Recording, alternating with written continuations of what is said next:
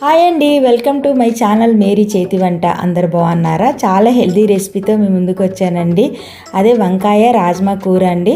చూడండి, రాజ్మా వంకాయ కూర చేసుకొని పక్కన చపాతీ చేసుకున్నానండి, చాలా హెల్దీగానండి. అయితే ఈ రాజ్మా పిక్కల్లోని హై ప్రోటీన్ ఉంటుందండి. దీని కిడ్నీ బీన్స్ కూడా అంటారండి. ఇది బాగా శుభ్రంగా కడిగి ఓవర్ నైట్ నానబెట్టుకోవాలండి. తర్వాత 4-5 విజిల్ వచ్చే వరకు ఉడికించుకోవాలండి. అయితే స్టవ్ వెలిగించి కుక్కర్ పెట్టుకొని 4-5 విజిలు రానివ్వాలండి. తర్వాత వంకాయలు చిన్న చిన్న ముక్కలుగా కట్ చేసుకోవాలండి. చూడండి, ఇలా ఉడికితే సరిపోతుందండి. ఇలా మెత్తగా ఉడికితే సరిపోతుందండి. స్టవ్ వెలిగించి కడాయి పెట్టిన తర్వాత 2 స్పూన్ ఆయిల్ వేసుకోవాలండి. అయితే జీలకర్ర 1 స్పూన్ వేసుకొని, మీకు తగినంత ఉల్లిపాయలు, పచ్చిమిర్చి, కరివేపాకు వేసుకొని, అల్లం వెల్లుల్లి పేస్ట్ కూడా కొంచెం వేసుకోవాలండి, 1 స్పూన్ అండి. అయితే బాగా వేగిన తర్వాత ఈ చిన్న చిన్న ముక్కలు కట్ చేసుకున్న వంకాయలను కూడా వేసి ఇవి మగ్గడానికి 1 స్పూన్ ఉప్పు వేసుకుందామండి, తొందరగా మగ్గిపోవడానికి అండి.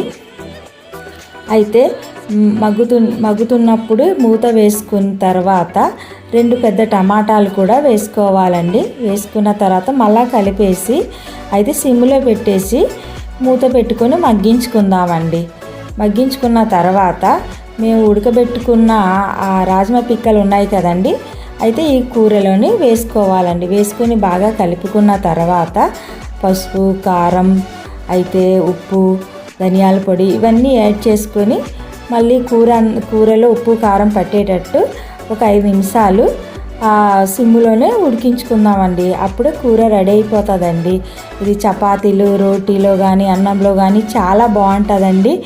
ఈ రాజ్మా పిక్కలు చాలా హెల్దీ కదండి. ప్రోటీన్ ఎక్కువ ఉండడం వల్ల చాలా మంచిదండి, చాలా హెల్దీ కూడా అండి. నేను డైట్ చేస్తున్నాను, అందుకని చూడండి, కీరా క్యారెట్ సలాడ్ పెట్టుకొని చపాతీ పెట్టుకొని మీరు ఎవరైనా డైట్ చేస్తున్నా, బరువు తగ్గాలనుకున్నా, షుగర్ ఉన్నా కూడా ఈ కూరని చేసుకొని ట్రై చేయండి. చాలా బాగుంటుందండి. మీకు నచ్చినట్లయితే లైక్ చేయండి, సబ్స్క్రైబ్ చేసుకోండి, బెల్ ఐకాన్ నొక్కండి.